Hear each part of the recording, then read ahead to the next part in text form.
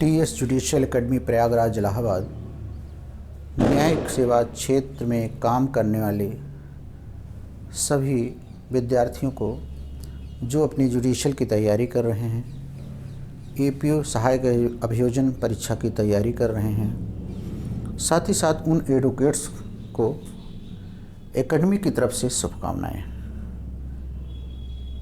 आपको हम बताने जा रहे हैं बिहार न्यायिक सेवा की जो परीक्षा आपकी हुई है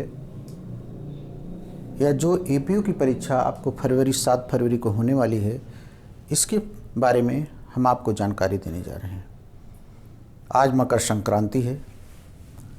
आज शाम तक आपका इसका प्री का रिजल्ट या कल तक आ जाएगा, इसलिए इसकी मेन की तैयारी करने के लिए आप लग जाइए, अर्थात इनके सारे प्रश्नों को, महत्वपूर्ण प्रश्नों को इकट्ठा करके उसको लिखना शुरू कर दीजिए।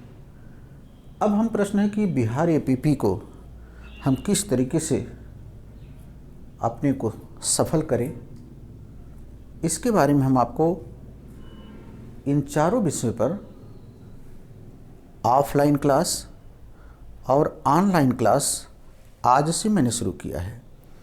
आप कहीं भी किसी कोने में भारत के हों, हमारे ऑनलाइन क्लास से जुड़ सकते हैं। हम इस चारों विषयों पर आपको ऑब्जेक्टिव और डिस्क्रिप्टिव ऑब्जेक्टिव प्रश्नों को पढ़ा रहे हैं। पूरी क्लास हमारी 60 सीट की है। इसमें 60 सीट में 550 रुपये मात्र फीस है उसकी। 550 रुपये आप जमा कर ऑनलाइन क्लास कर सकते हैं, या प्रयागराज में हो तो आकर के संस्थान में 550 रुपये जमा करके क्लास कर सकते हैं। इन चारों विषयों पर 400 क्वेश्चन इसके, 400 क्वेश्चन इसके और 400 इसके और 400 इसके हम आपका OMR शीट पर अभ्यास करवा रहे हैं, ऑनलाइन भी और ऑफलाइन भी। इन्हीं के बारे में हम इस समय आप इंडियन कॉन्स्टिट्यूशन पर आपको कुछ बताने जा रहे हैं कि कैसे हम इंडियन कॉन्स्टिट्यूशन को बिहार एपीपी में सारे क्वेश्चन को सफल हुए। इंडियन कॉन्स्टिट्यूशन एक बड़ी ही महत्वपूर्ण सब्जेक्ट है। महत्वपूर्ण सब्जेक्ट इस दृष्टि से है कि कोई भी एग्ज़ाम हो, ये सिलेबस में ज़रूर रहता है, और जीके में भी यह रहता है। तो कैसे हम जीके में सफल हों या कैसे लॉ में सफल हों, इस पर हम काम करने जा रहे हैं। इंडियन कॉन्स्टिट्यूशन एक लेंदी विषय है। आइए देखते हैं हम अपनी जो रणनीति अपनाए हैं इंडियन कॉन्स्टिट्यूशन पढ़ने का, वो ये है कि हम अपने क्लास में आपको पहले इंडियन एविडेंस के 30-35 क्वेश्चन, उसके बाद इंडियन कॉन्स्टिट्यूशन के बताएंगे, फिर 10 से 15 क्वेश्चन का इसका तत्काल टेस्ट, 10 से 15 क्वेश्चन का इंडियन कॉन्स्टिट्यूशन का तत्काल टेस्ट। फिर जब दोनों क्वेश्चन, दोनों सब्जेक्ट ख़त्म हो जाएंगे, तब उसका 100 क्वेश्चन के 4 सेट आपको करवाएंगे। इसी तरीके से आईपीसी में हम आपको पढ़ाएंगे, फिर 10-10 क्वेश्चन, 15-15 क्वेश्चन करके आपका टेस्ट कराते रहेंगे। जब पूरी सीआरपीसी ख़त्म हो जाएगी, तो फिर हम आपके 100 क्वेश्चन के 4 सेट करवाएंगे।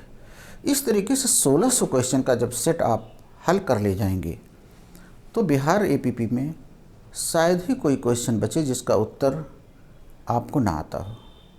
इस टेस्ट से सारे क्वेश्चन लगभग 80% मिल जाएंगे। 100% को गारंटी तो ईश्वर भी नहीं दे सकता, क्योंकि इतनी गारंटी होती तो राम बन नहीं गए होते। तो आइए हम इंडियन कॉन्स्टिट्यूशन पर हम आपको एक झलक दिखाते हैं कैसे आप पढ़ेंगे।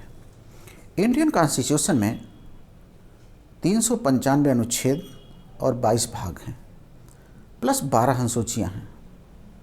हम अध्ययन शुरू करते हैं इसकी अनुसूची से। सबसे पहले अगर अनुसूची पे कोई सवाल आ जाता है तो हम कैसे सही करेंगे।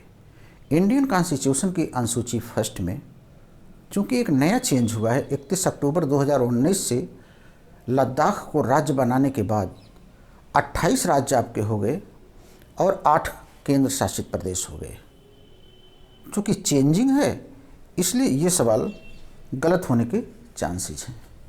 अनुसूची 1 में राज्यों का वर्णन किया गया है। अनुसूची 2 में जितने पदाधिकारी हैं सारे जजेज आदि, उनके वेतन के बारे में वर्णन है। तो ये सवाल गलत ना हो जाए अगर परीक्षा में आ जाए, इनके वेतन किस अनुसूची में दिए गए हैं तो वो वहाँ से आप सही कर लीजिए। अब प्रश्न आता है तीसरी अनुसूची, सभी पदाधिकारियों के एफिडेविट कैसे, शपथ कैसे होते हैं, उस शपथ के बारे में तीसरी अनुसूची में वर्णन है। शपथ कैसे ग्रहण करेंगे। चौथी बहुत महत्वपूर्ण नहीं है। फिर आपके आते हैं 5वीं, 6ठी, जिसमें अनुसूचित जातियों, सोशल वेलफेयर, अनुसूचित जातियों के बारे में 5वीं में प्रावधान है। 6वीं मेघालय आसाम जनजाति क्षेत्रों का है। 7वीं अनुसूची हमारे भारतीय संविधान के संघात्मक ढांचे का प्रतीक है, अर्थात शक्तियों का विभाजन इसी अनुसूची के माध्यम से किया गया है, जिसमें कुछ परिवर्तन हैं। उसी परिवर्तनों को बताना हमारा उद्देश्य है। वह परिवर्तन यह है कि जो संघ सूची में पहले 97 सब्जेक्ट थे वो बढ़ कर के 100 हो गए हैं। अनुसूची 7 में 3 हैं। पहला संघ सूची यूनियन लिस्ट, उसमें पहले 97 आइटम थे जो बढ़ कर के 100 हो गए हैं। इसी तरीके से स्टेट लिस्ट में 66 से 66 आर्टिकल्स थे, विषय थे, वो घट करके 61 हो गए हैं। और अब आता है समवर्ती सूची, जिसमें 47 विषय थे, जिसमें अब 52 रह गए हैं। इसको आप ध्यान रखिएगा, नहीं तो आपका गलत हो जाएगा। अनुसूची 7 पे, अनुसूची 8 पे आते हैं हम, जिसमें मूल अनुसूची में कुल 8 भाषाएं थी, जो अब बढ़ करके नियर अबाउट 12 भाषाएं हो गई हैं। अनुसूची में 8वीं अनुसूची में भाषाओं की संख्या बढ़ गई है। और पहले जो 8 थी, धीरे धीरे करीब 22 भाषाएं हो गई हैं। 22 भाषाएं इस सूची में डाल दी गई हैं। हम आते हैं 9वीं अनुसूची पे। पूरे भूमि सुधार कानूनों को इसमें डाल दिया गया और कहा गया कि इसमें न्यायपालिका कोई अपना इंटरफेयर नहीं कर सकती है। 10वीं अनुसूची एंटी डिफेक्शन बिल, दल बदल निरोधक कानूनों के बारे में है। वहीं पर राजीव गांधी ने एक अमूलचूक परिवर्तन किया, भारतीय संविधान का 10वां भाग जोड़ा। 10वें भाग को जोड़ करके उन्होंने 73 अमेंडमेंट के माध्यम से अनुसूची 11 जोड़ा। भारतीय संविधान के पार्ट 10 10वां भाग जोड़ा। फिर उसमें उन्होंने जोड़ा 73वां संविधान संशोधन के माध्यम से 11वीं अनुसूची जोड़ा, जिसके द्वारा पंचायतों को मजबूत किया गया, महिलाओं को आरक्षण दिया गया, प्रधान के पद पर लड़ने के लिए महिलाओं को योग्य माना गया। साथ ही साथ रोटेशन की व्यवस्था की गई, चक्रीय आरक्षण की व्यवस्था की गई। फिर 74वां संविधान संशोधन आया, जिसके माध्यम से नगर पालिकाओं में व्यवस्था की गई और भारतीय संविधान का भाग 10A जोड़ा गया। ये भारतीय संविधान पर आपके APU के प्रारंभिक परीक्षा के कुछ महत्वपूर्ण क्वेश्चन हैं। भारतीय संविधान का सेकंड पार्ट तो हम आपको फिर बताएंगे है। हमारा दूसरा जरा सा क्वेश्चन देखिए, अगर आपको बार बार फेल हो रहे हों, बार बार मुख्य परीक्षा में असफल हो रहे हों, तो आप जरा सा इन पोर्शन पर आ जाइएगा, इन पर काम करना शुरू कर दीजिएगा। करत करत अभ्यास जड़ मत होत सुजान।